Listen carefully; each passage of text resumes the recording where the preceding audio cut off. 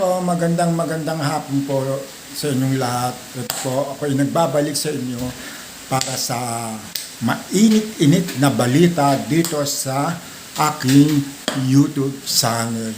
Meron po akong nahagilap na balita.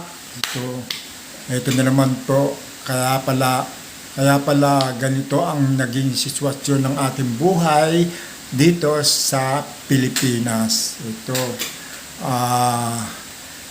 Bago po ako mag-umpisa, sana po ay paki-like and share at paki-subscribe po ang aking YouTube channel.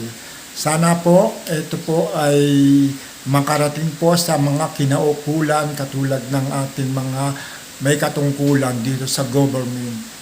Ito po, nabalitaan ko po ang asawa pala ni VP Sara Duterte ay smuggler. Naku, smuggler ng shabu na pinadala sa China.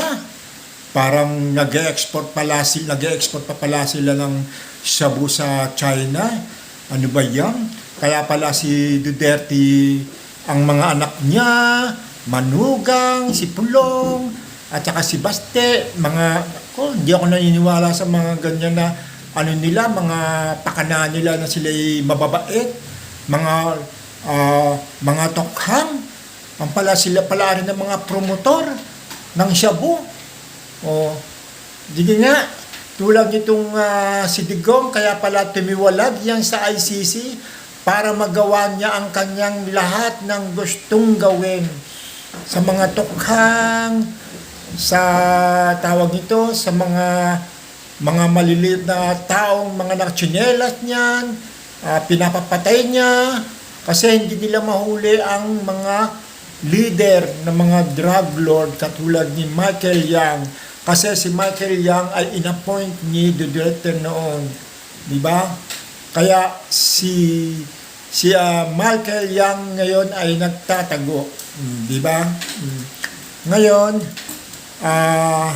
itong ICC ay timiwalag sila, ay umalis si Digong sa ICC para magawa nila ang kanilang gusto, na sila ang namumuno pala sa mga shabu, di ba? Kaya mahirap, katulad nitong mga pinapapatay nila mga kalaban nila, katulad ni Acerto, di ba? Si Acerto rin ay kanyang gustong papatayin noon, yung kasagsagan ng kalakasan ni Duterte. Marami silang mga pinapatay na mga may katungkulan din na mga pulis. Buti nila si Eduardo Acerto nakalusot dito kay Digong. Anyway, andito naman po ang ating pag-uusapan tungkol sa ICC. Ito na po ang ICC, International Criminal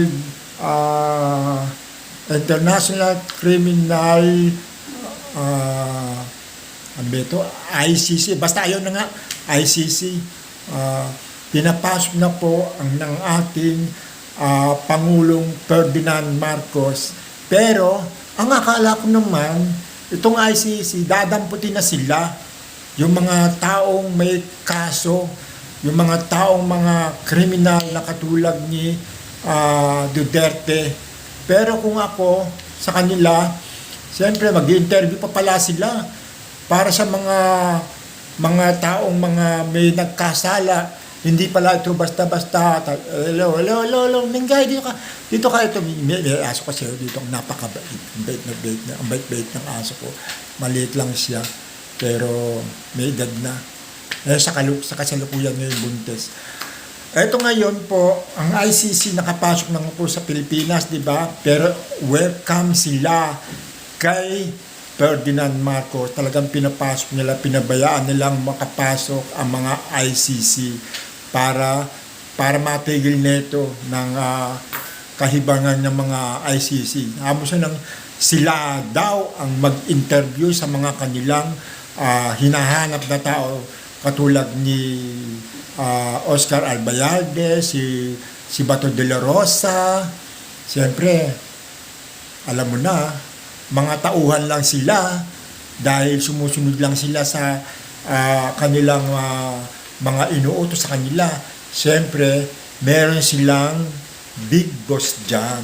Siyempre, si Digong. Si Digong ang kanilang dapat nilang damputin. Di ba?